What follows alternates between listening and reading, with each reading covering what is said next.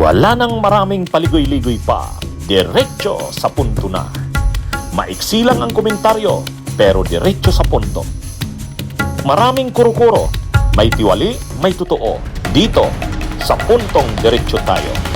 Punto, diretso. O mga kabunyog, mga kabayan, talagang itong si Ramon Tulfo, matindi na naman ang post tungkol dito kay Bulacan Governor Daniel Fernando.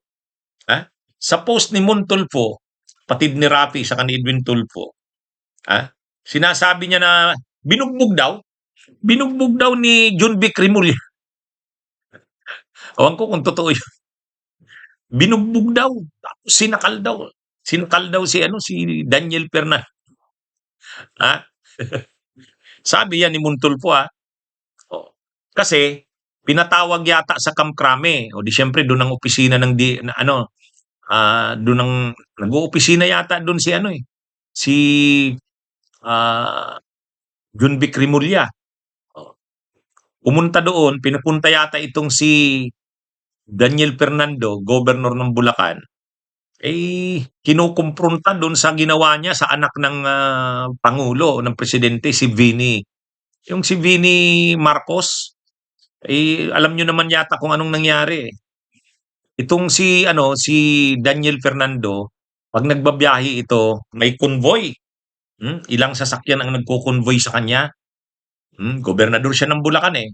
Pagdaan daw yan sa NLEX, pag dumadaan sa NLEX, halos ino-occupy yung ilang lanes ng convoy niya. Ayaw niya na may nag-o-overtake sa kanya. Nagkataon, may nag-overtake. May nag-overtake sa convoy niya. Hinabol nila, hindi nila nagustuhan. Pinatigil. Yung pala, yung isa sa mga anak ng Pangulo ng Pilipinas. Yung si Vini Dizon. Kinuha pa yung ID. Tapos nung nakuha yung ID, nakita yata yung pangalan, natakot na ngayon yung mga alalay ni Daniel Fernando. Saka lang nila na-realize, matindi pala tong binangga nila. Yun? Siyempre, nakarating sa Pangulo, sa pamilya siguro Kilisa Araneta, kay PBBM. Pinaabot ngayon kay John Vic Rimulya. Siyempre, gagawin ni John Vic Rimulya yung niya, trabaho niya. Hawak niya yung mga na yan may supervision siya dyan sa mga governors, DILG secretary siya. Kaya actually, nag-press ko na niyan si John Vic Rimulya. Sabi niya, matagal na daw kasi palang matagal na yan, sabi, naghahari-harian talaga yan si Fernando. Kaya, sabi ni John Vic Rimulya, kahit naman hindi anak ng presidente, hindi niya dapat ginagawa yun. Hindi pa yata nagtapos doon. Sabi ni Mon Tulfo, pinatawag daw doon sa Krame. At pagdating daw doon, talagang kinumpronta ni binugbog daw. Hindi natin alam. Yan yung sabi ni Mon Tulfo sa niya. Sinakal, halos hindi na makahinga si Daniel Fernando. Siyempre, hindi naman papalagyan si Fernando kasi mali talaga yung ginawa niya. Kaya lang, huli na nalaman niya ang binangga pala nila, anak ng presidente. Kaya, ito mga kabunyog?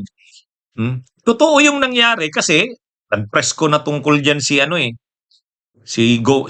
Secretary John Vic Rimulya ng DILG. Pero yung pambubugbog, hindi natin alam. Yun ang sabi ni Mon Tulfo sa kanyang post sa social media. Pero yung pangyayari na may nangyaring insidente pala doon sa NLEX yan, sa NLEX, totoo yun. Kasi nag-press ko na nga si John Vic Rimulya tungkol dyan Pero yung binugbog si Daniel Fernando, hindi pa natin alam yan kung totoo ba yan o hindi. Pero siguro napagalitan, nasermonan, nalastada ni John Vic Rimulya. Kasi siyempre, niya yan, governor yan, under niya yan bilang SILG, Secretary of Interior in Local Governments. Siyempre, kailangang mag-report din siya sa presidente, si Rimulya, si John Vic, magre-report siya kung anong ginawa niya dito kay Daniel Fernando. Niya yan ah, yung paano dinisiplina si Fernando sa ginawa niya. O bagamat humingi naman daw na ng tawad itong si Daniel Fernando sa presidente, pero ayaw pa rin palampasin ni John Vic Rimulya na hindi ito madisiplina. Kaya pinatawag ni John Vic Rimulya. Pero kung yung yung sabi ni Montulfo na binugbog, sinakal pa daw, hindi na natin alam gaano katotoo yung pangyayari na yan. Ang sabi yan ni Montulfo. Ito kasing si Montulfo, marami tong intriga eh. Maraming chismis itong si Montulfo, hindi natin alam. Pero yan na nga, yung pangyayari na yan tungkol sa kay Daniel Fernando at sa anak ng Pangulo, totoo yan. Totoo yan. Kasi nag-press ko na nga tungkol dyan si John Vic Rimulya. Wala pa namang statement na linalabas yan si Daniel Fernando kung ano ngang nangyari. Pero sigurado, grabe ang pagsuri niya dyan sa nangyari na yan. Sabi nga kasi ni John Vic Rimulya, malahari kasi siya kung umasta eh. Akala mo daw hari. Gusto suluhin yung mga lanes ng NLEX, may wangwang, tapos may mga armado pang kasama. Pag ino-overtakean, nagagalit. Ay, yung problema, anak ng Pangulo yung nag-overtake sa kanila, nagmamadali rin siguro kasi pauwi ng norte. Ayan yun.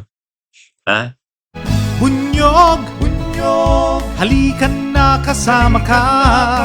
Bunyog, kapag buklod ay may pag-asa. Luzon, Visayas, Mindanao, isa ang pananaw. Sa bagong Pilipinas ang bunyog isisigaw. Bunyog, bunyog, bunyog.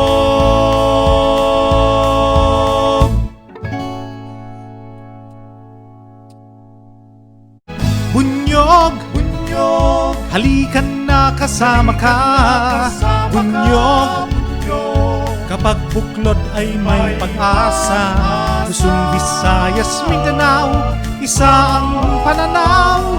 Sa bagong Pilipinas ang bunyog isisigaw.